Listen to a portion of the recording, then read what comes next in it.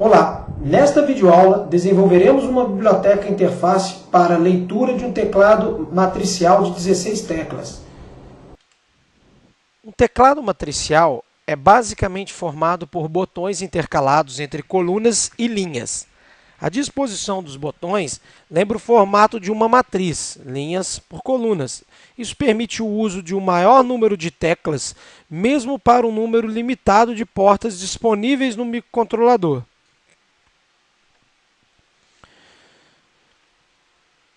Bom,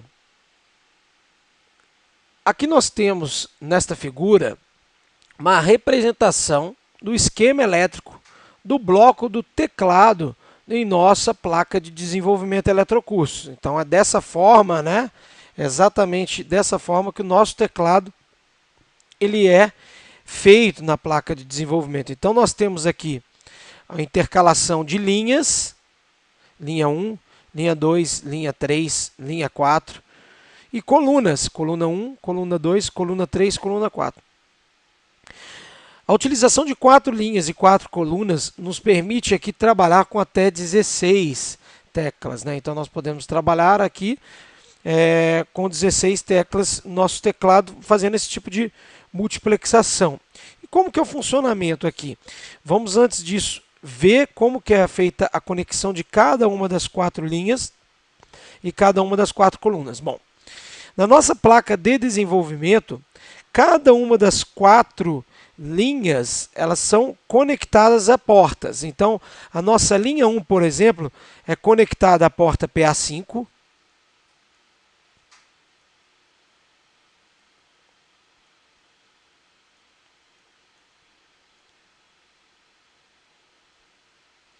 A nossa linha 2, ela é conectada à porta PA7.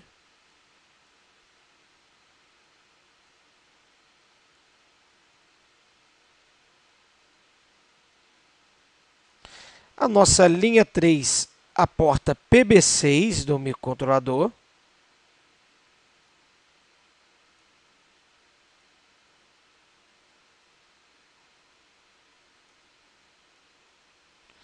E a nossa linha 3, então, é conectada à porta PB7. Nossa linha 4, então, conectada à porta PB7. Já as nossas colunas, né? A nossa coluna 1 aqui, ela é conectada à porta PB1.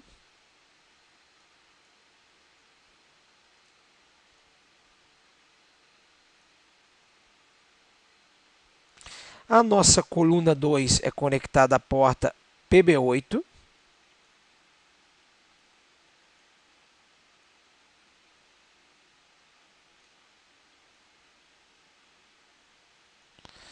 A nossa coluna 3 à porta PB9.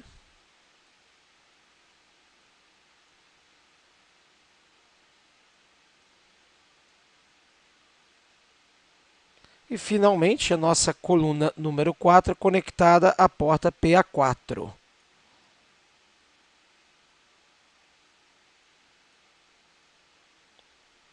Bom, como que essas linhas e essas colunas elas são conectadas a estas portas? Bom, as nossas linhas aqui, inicialmente, são conectadas através dos jumpers J12 para a linha 1, o jumper J13 para a linha 2, o jumper J29 para a linha 3 e o jumper J15 para a linha 4. Okay? Para as colunas são utilizados aí o jumper J14 para a coluna 1, o jumper J20 para a coluna 2, J25 para a coluna 3 e, finalmente, o J11 para a coluna 4.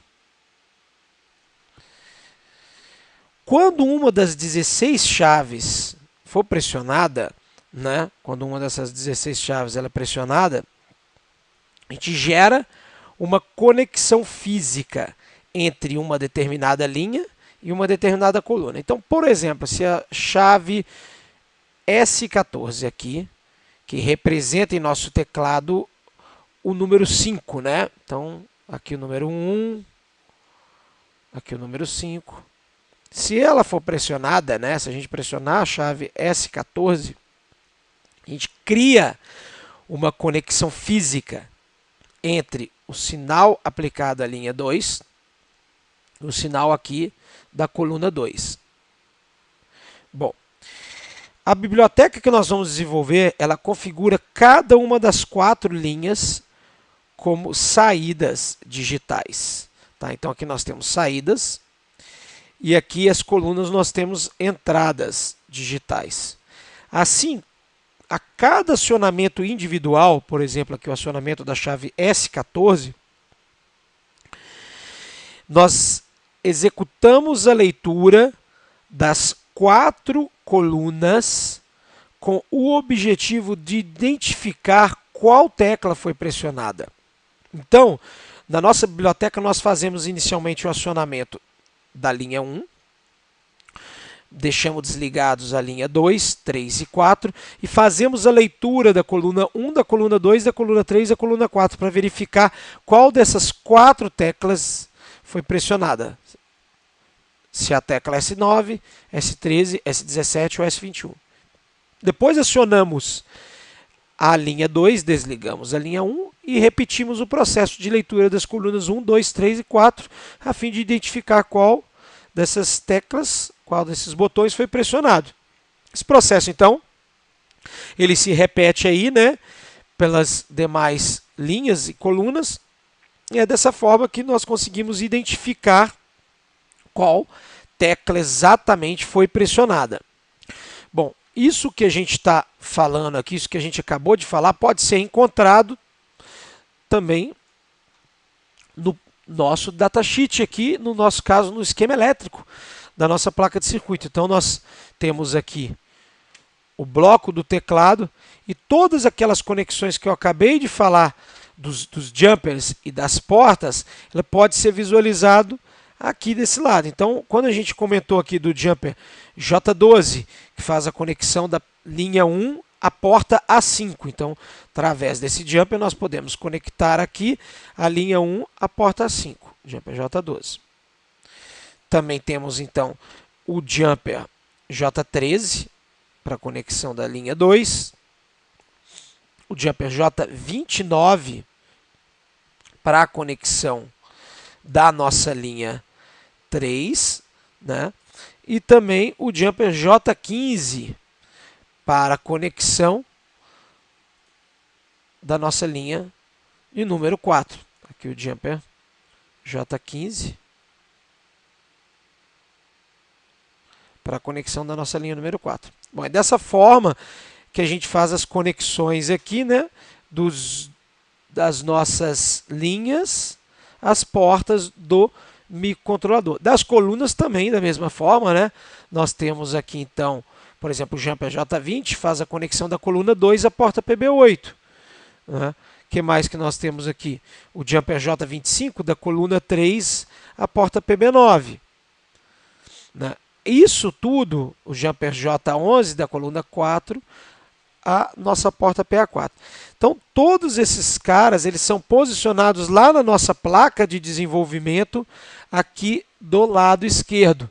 Então, nós temos que pegar e passar cada um desses jumpers agora para trabalhar com o teclado, não mais na posição chaves, mas agora na posição de teclado. Então, nós temos que fazer essa modificação para cada um desses jumpers, desses 8 jumpers aqui, do lado esquerdo da nossa placa de desenvolvimento. Estão posicionados logo acima do teclado matricial. Então, é bem fácil a localização desses caras. Vamos então à pasta desse exemplo número 18. Nós vamos encontrar 3 arquivos. 2 relacionados à nova biblioteca que será criada para a leitura dos teclados, no caso do teclado matricial aqui. E um que é o código-fonte desta aplicação, desse exemplo. Vamos então ao Cocox criar a nova pasta para essa nova biblioteca. Então vamos adicionar aqui a nossa nova biblioteca, nossa nova pasta aqui, que vai se chamar matrix underline kb de keyboard.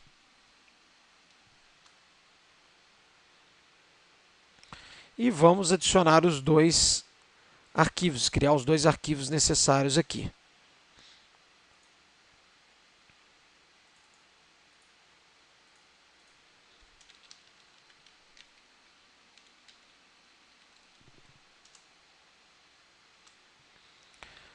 O arquivo cabeçalho, matrix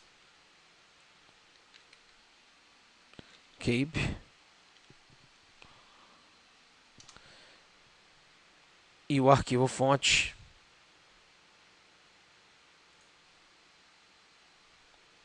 matrix kb.c.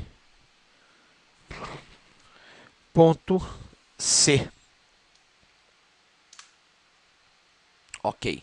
Vamos agora criar aqui um novo arquivo principal, lembrando sempre de deletar o arquivo da aula anterior. Botão direito, adicionar grupo. Nesse caso aqui nós vamos criar aqui um novo grupo aqui, nós vamos chamar esse nosso novo grupo de matrix test. Adicionamos aqui então um novo arquivo.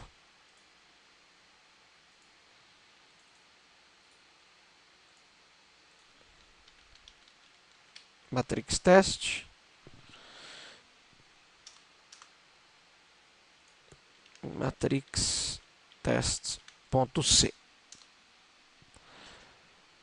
Bom, vamos agora então copiar os conteúdos aqui desses arquivos. Nosso arquivo de cabeçalho.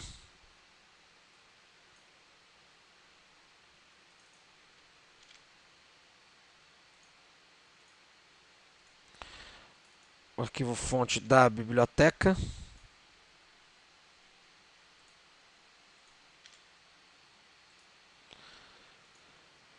Também vamos copiar aqui o arquivo fonte do nosso programa principal.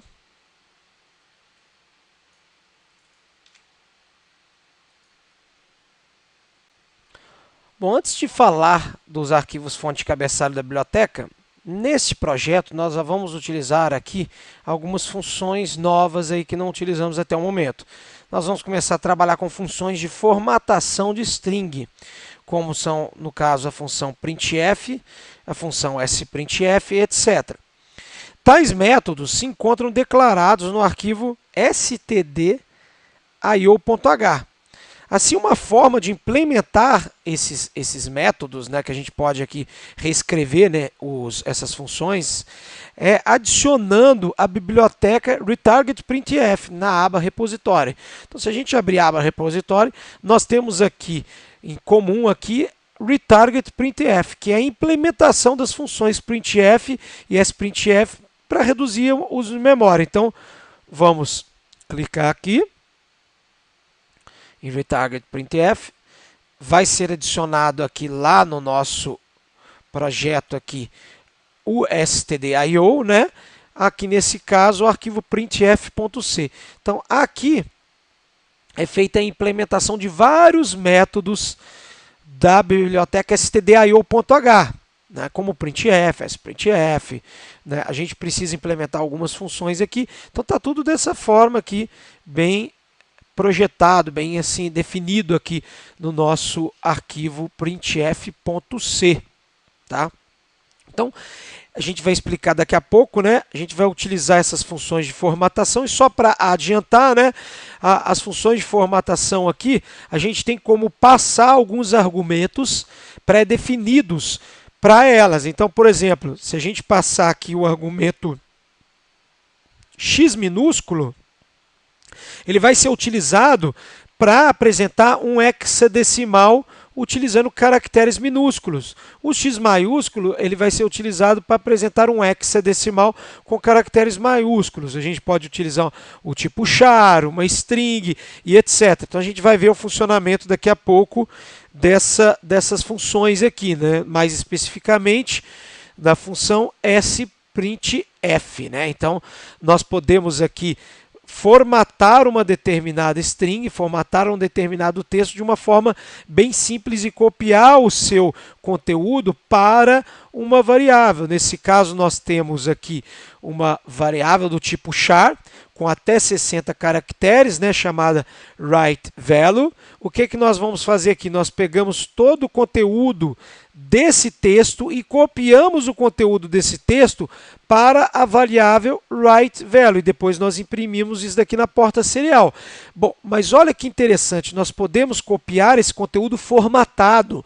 Então, veja só o texto, valor da tecla pressionada, 2 pontos, nós adicionamos a esse texto a tecla pressionada. A tecla pressionada é uma variável do tipo char, caractere. Então, nós apresentamos aqui uma formatação. Quando nós colocamos aqui o %02D de decimal, o que nós estamos fazendo aqui?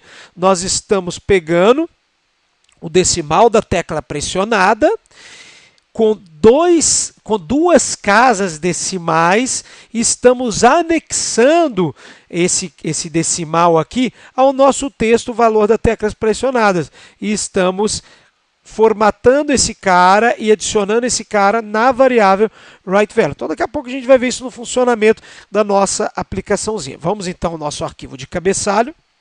Muito simples, nós temos 3 bibliotecas, GPIO, RCC e nossa CMSIS. Nós temos 2 funções aqui, né, 2 protótipos, inicialização do teclado e leitura. Lá no nosso arquivo fonte, então, nós vamos ver aqui, nós temos a função de inicialização. O que a função de inicialização ela faz?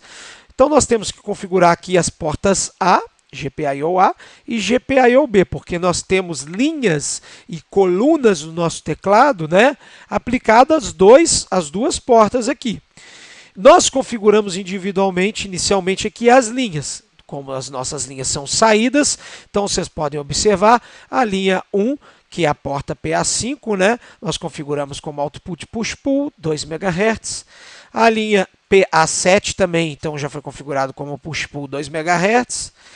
PB6 como output, 2 MHz. E PB7 também aí como output, 2 MHz. Depois configuramos individualmente as entradas, que são as nossas colunas.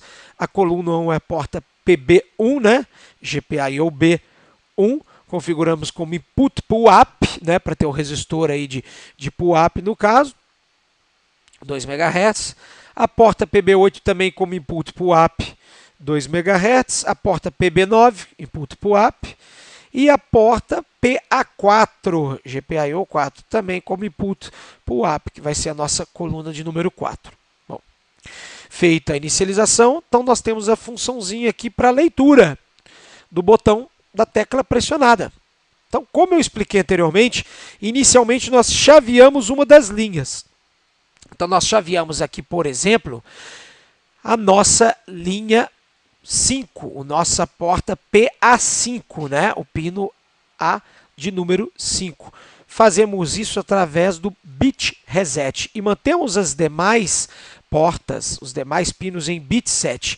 Bom, como as nossas entradas elas estão configuradas, as nossas colunas estão configuradas com resistor de pull-up, elas vão sempre pegar nível lógico alto, bit 7, a menos que um dos botões aqui, nesse caso aqui de teste da primeira linha, seja pressionado.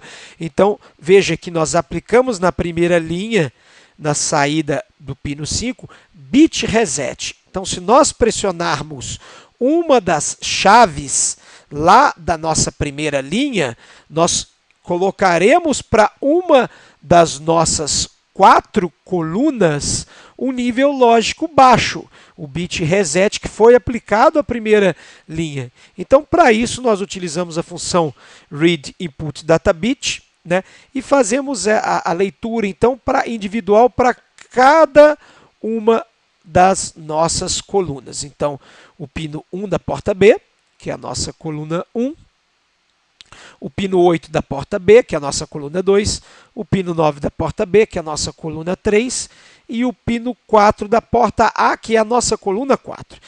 E a gente compara, se for igual a zero, ou seja, estava pressionada aquela tecla, então vamos imaginar que foi pressionada a primeira tecla que faz a conexão física entre a nossa linha de número 1 e a nossa coluna de número 1. Então, se ela foi pressionada, nós retornamos aqui o valor 1, porque é justamente o valor do nosso teclado pressionado. Se foi pressionado a nossa tecla, o nosso botão do lado direito, né, que é da nossa coluna de número 2, nós retornamos o valor numérico 2. Se foi da coluna 3, nós retornamos o valor numérico 3. E se foi da coluna 4, nós retornamos o valor numérico 20.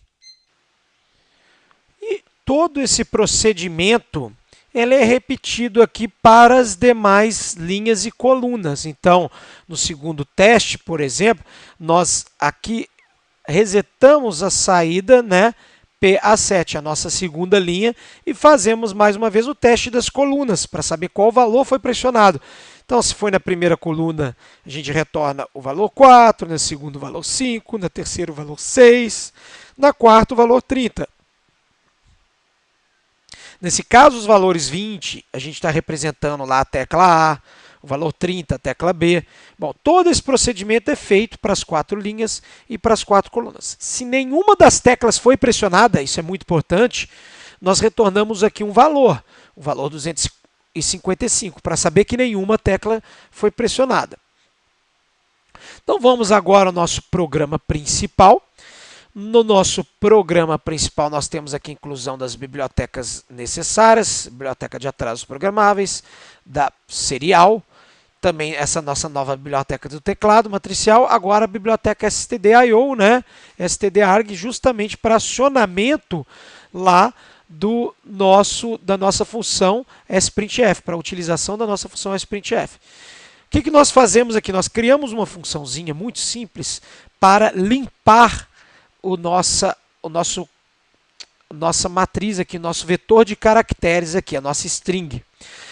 Então a gente passa a nossa string WriteValue para cá, para esse ponteiro. O que ele faz individualmente? Ele pega cada um dos caracteres aqui, né, que foi passado aqui pela variável, no caso aqui que a gente vai estar passando aqui para a nossa funçãozinha aqui, que é a WriteValue 0. Nós estamos passando um endereço inicial dessa variável char para esse ponteiro e ele está pegando aqui um a um desse nosso vetor aqui do WriteValue e está zerando ele até o momento em que ele encontrar o caractere nulo, né? O caractere 0. Enquanto ele não encontrar o caractere 0, ele fica zerando toda esse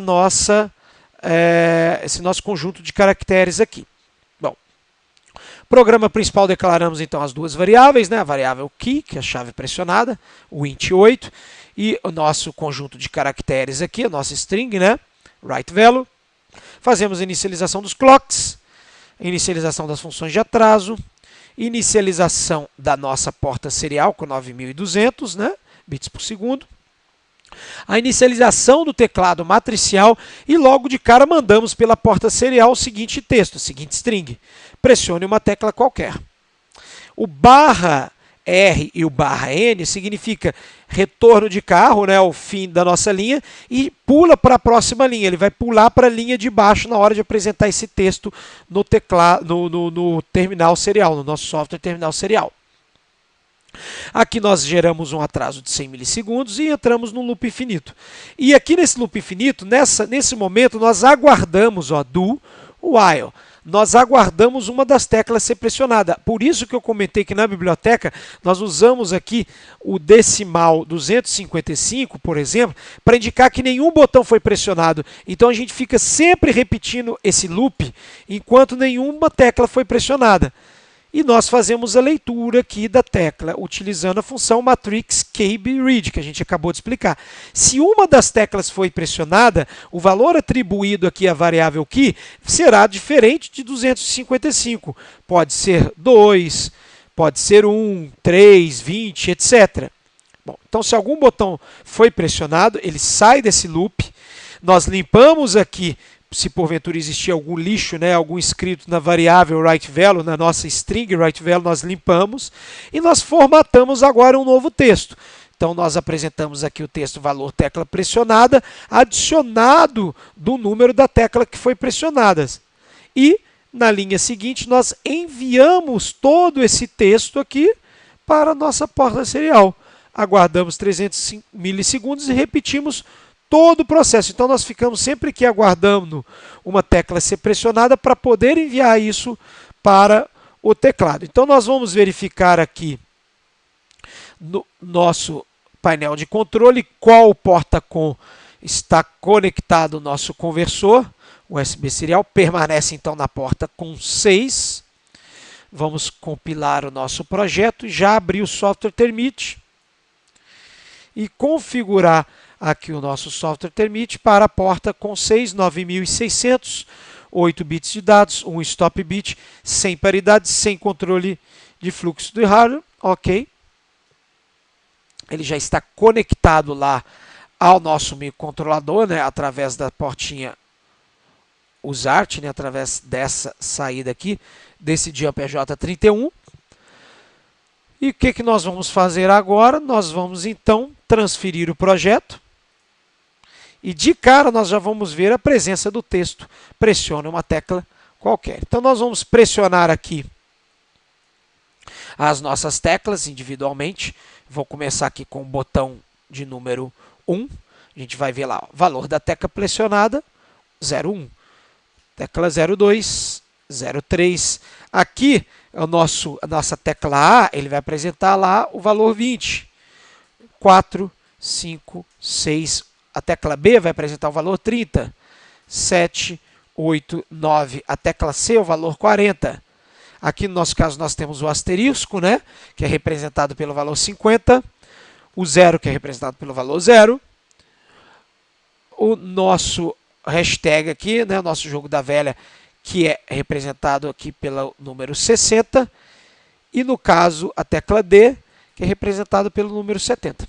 E aqui nós acabamos de implementar então uma bibliotequinha para leitura do nosso teclado matricial. Esse foi o objetivo da nossa videoaula. Mais uma vez, obrigado pela atenção de todos.